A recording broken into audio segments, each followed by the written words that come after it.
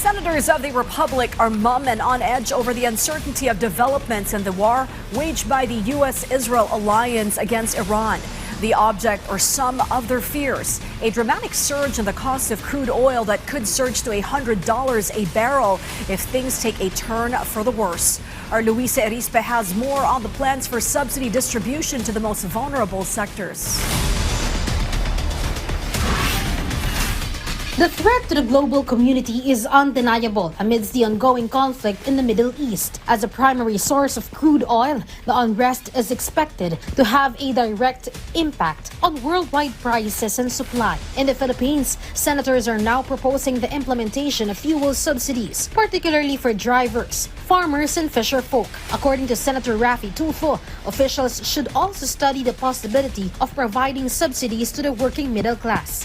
Concern din ako yung pagtaas ng langis. Pag tumaas yan, maapektuhan yung transport group natin. So dapat nakaredy yung ating gobyerno pagdating sa subsidy or subsidy sa ating mga fisher folks, sa ating mga transport group, sa mga tricycle driver, jeepney driver, maapektuhan yan, pati mga farmers natin.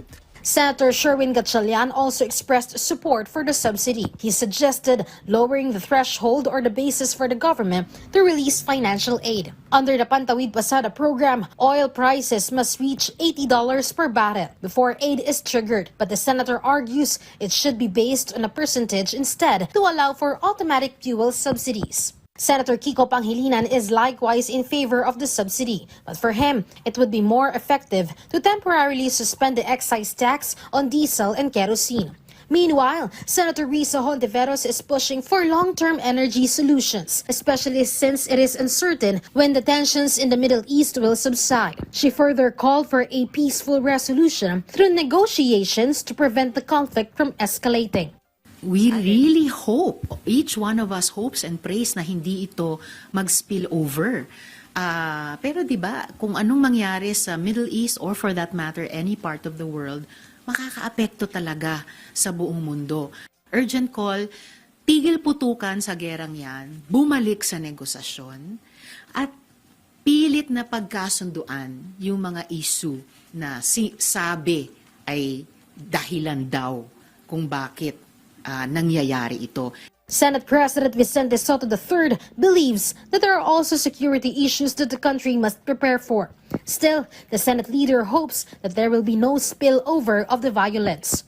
Marami rin tayong iba't ibang relationship with the United States, with Israel, with other countries. No? So, dapat talagang basta tingin pinakamaganda, close monitoring. We should be very vigilant about what's happening in the Middle East. We are reviewing already the possibility of the BFA, di ba? Or yung iba pang mga kasunduan natin sa United States. Pinag-uusapan naman talaga ng I think we should, even without this, kahit nung wala ito, di ba? Pinag-uusapan naman talaga yan. I think the national government should be more concerned. Senator Erwin Tulfo believes it is also time to review the presence of EDCA sites in the Philippines, though he will first consult with the Senate leadership. In the meantime, Senator Raffy Tulfo has already extended assistance to the family of Mary Ann De Vera, the OFW who perished due to the conflict in the Middle East. Senator J.V. Ejercito also expressed his condolences. My office have already contacted the relatives of Miss Mary Ann para magbigay ko anumang tulong nararapat.